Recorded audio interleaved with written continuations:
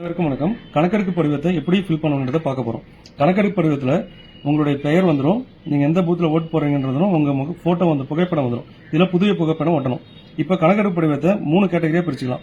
மேல இருக்கிறது 1, இங்க கீழே right hand side left hand side 2 இருக்கு. அதுல 2, 3 ஃபில் பண்ணிக்கலாம். ஒன்னு எலக்டார் இந்த 2025 யார் யாரெல்லாம் வாக்காளராக இருக்காங்களோ அவங்க எல்லாருமே ஃபில் பண்ணணும். அடுத்தது 2, 3 எப்படி ஃபில் பண்ணணுன்றதை நம்ம அடுத்து பார்க்கலாம். இப்போ 1 நம்பர் எலக்டாரு 1 நம்பர் காலம் இருக்குல்ல, இது எல்லாமே 2025 வாக்காளர் பட்டியல் இருக்க எல்லாமே அவருடைய பெயர் முகவரி ஃபில் பண்ணிடுங்க. 2ஆம் நம்பர்ல யார் ஃபில் பண்ணா 1 நம்பர் எலக்டாரு 2002லயும் அவர் பெயர் இருந்துச்சுன்னா அவர் 1, 2 மட்டும் ஃபில் பண்ணுவாரு. இல்ல எனக்கு 2002ல என்னுடைய பெயர் இல்ல, என்னுடைய தாயாரோ தந்தையாரோ அடுத்தது தாத்தா பாட்டி இவர் 4 பேர்ல யாரோ ஒருத்தருடைய பெயர் அதுல 2002ல இருந்துச்சுன்னா அவர் 3 நம்பர் காலத்துல ஃபில் பண்ணுவார். 1, 3 ஃபில் பண்ணுவார். ஓகேங்களா? இப்போ அதனுடைய உதாரணத்தை நம்ம பார்க்க போறோம்.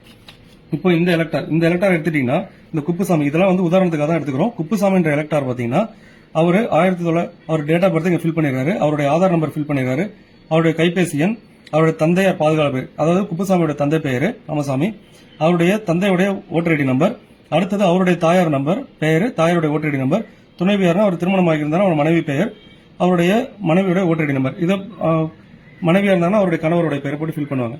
அடுத்தது இங்க இந்த எலக்டாரு 2025 ஒரு பெயர் இருக்கு, இது எல்லாருமே கம்பல்சரி ஃபில் பண்ண போறாங்க. இந்த எலக்டாரு 2002ல இருந்திருக்காரு அப்படின்ற பட்சத்தில் அவர் 2002ல இருக்கவங்க இந்த சைட்ல தான் ஃபில் பண்ணணும். அவர் பேர் இருக்குல்ல, அவரே குப்புசாமின்ற பெயரை போட்டுருவாரு. அவருடைய 2002ல அவரோட ஓட்டர் ஐடி நம்பர் என்னவோ அந்த நம்பர் சில பேருக்கு பாத்தீங்கன்னா 2002ல ஓட்டர் ஐடி நம்பர் இருக்காது, அப்படி இருந்துச்சுன்னா ஐபன் போட்டுருங்க. அடுத்த உறவினர் பெயர், குப்புசாமியோட உறவினர் பெயர், அவர் என்ன உறவு முறை, அவர் எந்த மாவட்டத்தில் இருந்தாரு, எந்த மாநிலத்தில் இருந்தாரு, அவர் இந்தியா ஃபுல்லா எந்த இடத்துல 2002ல ஓட்டர் ஐடி இருந்தாலும் அந்த டீடைல் இதுல ஃபில் பண்ணணும். இப்ப சட்டமன்ற தொகுதி பேர் பாத்தீங்கன்னா மண்ணாடிப்பட்டு. இப்போ சட்டமன்ற தொகுதி என்னன்றது 2002ல அந்த தொகுதிக்கு என்ன நம்பரோ அந்த நம்பர் போடணும். 2002ல அந்த பாகத்தினோட என்னவோ அதை போடணும். இப்ப மண்ணாடிப்பட்டுன்றது 2025 தொகுதி எண் 1, ஆனா 2002ல பாத்தீங்கன்னா 15, சோ அதனால 15 போட்டிருக்கோம். அந்த பாகம் என்ன, அவருடைய வரிசை எண் போடணும். அடுத்தது அவர் கையெழுத்து போட்டுட்டு பிஎல்ஓ கையெழுத்து போட்டுருவாங்க. இவங்க இந்த உதாரணம் பாத்தீங்கன்னா இந்த எலக்டாரு 2002ல இருந்தாரு, அதனால 1ஆம் நம்பர் ஃபீல்டையும் 2ஆம் நம்பர் ஃபீல்டையும் ஃபுல்லா ஃபில் பண்ணிடுறேன். ஓகேங்களா? இப்ப அடுத்த உதாரணம் பார்க்க போறோம்.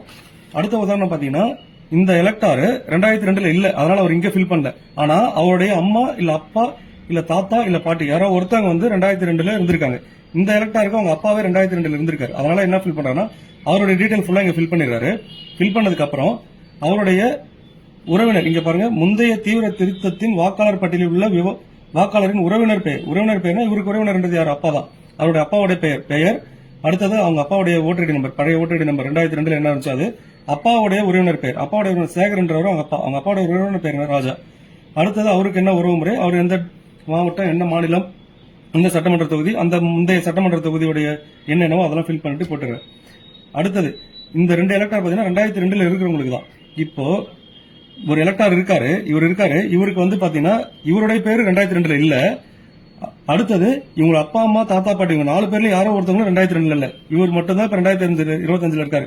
2002ல இவர் உறவு முறையில் யாருமே இல்லன்ற பட்சத்தில் இவர் மேல இருக்க இந்த 1ஆம் நம்பர் ஃபீல்ட் இருக்குல்ல, இது மட்டும் ஃபில் பண்ணிட்டு அவர் கையெழுத்து போட்டுட்டு பிஎல்ஓ கிட்ட சமர்ப்பிச்சிடலாம். ஓகேங்களா? இதுதான் வாக்காளர் கணக்கெடுப்பு படிவத்தை பூர்த்தி செய்யறதுக்கு ஒரு எக்ஸாம்பிள். நன்றி.